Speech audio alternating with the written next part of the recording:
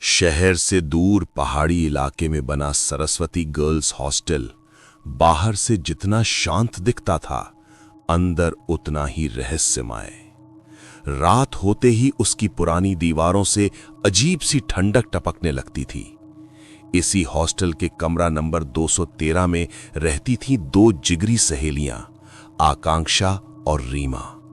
दोनों कॉलेज की first year student थीं और बचपन से साथ पढ़ती आई थीं। सेमेस्टर शुरू हुए अभी 1 महीना ही हुआ था कि उनके कमरे में तीसरी रूममेट आई, अनाया। वो बेहद शांत, सांवली लड़की थी। उसकी आंखें गहरी और अजीब तरह से खाली लगती थीं। वो ज्यादा बात नहीं करती, बस हल्की मुस्कान देकर चुप हो जाती। पहले तो आकांक्षा और रीमा को अच्छा लगा कि उनकी रूममेट शांति पसंद है, लेकिन धीरे धीरे कुछ अजीब होने लगा। हर रात ठीक 2:12 पर अनाया बिस्तर से उठकर खिड़की के पास खड़ी हो जाती। न हिलती न कुछ बोलती, बस अंधेरे में घूरती रहती। एक रात रीमा की नींद खुली तो उसने देखा कि अनाया के पैर जमीन से थोड़े ऊपर थे। डर के मारे रीमा ने कंबल ओढ़ लिया। अगले दिन हॉस्टल में चर्चा फैली कि उसी कमरे में पहले रहने वाली एक लड़की की रहस्यमयी मौत हो गई थी।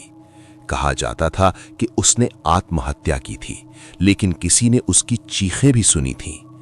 आकांक्षा ने ये बात अनाया से पूछी तो वो पहली बार जोर से हंसी। उसकी हंसी में इंसानियत नहीं थी। धीरे धीरे दोनों सहेलियों के साथ अजीब घटनाएं होने लगीं। रात को कोई उनके नाम से फुसफुसाता और कभी-कभी उनके बिस्तर पर मिट्टी के गीले निशान दिखते। एक रात आकांक्षा को सपना आया। अनाया उसकी गर्दन पकड़कर कह रही थी, अब बारी तुम्हारी है।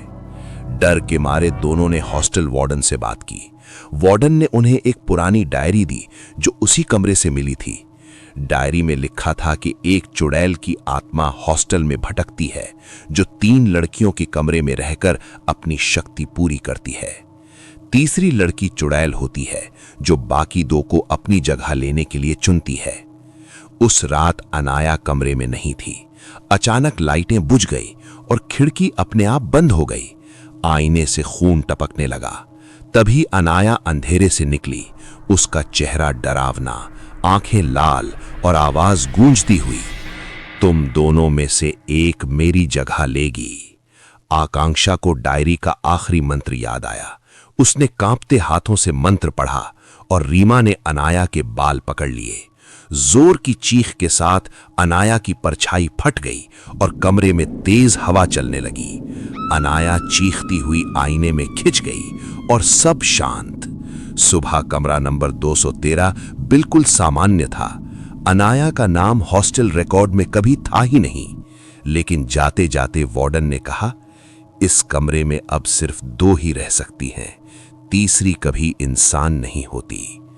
उस रात आकांक्षा ने देखा, रीमा आईने के सामने खड़ी मुस्कुरा रही थी और उसके पैर जमीन से ऊपर थे।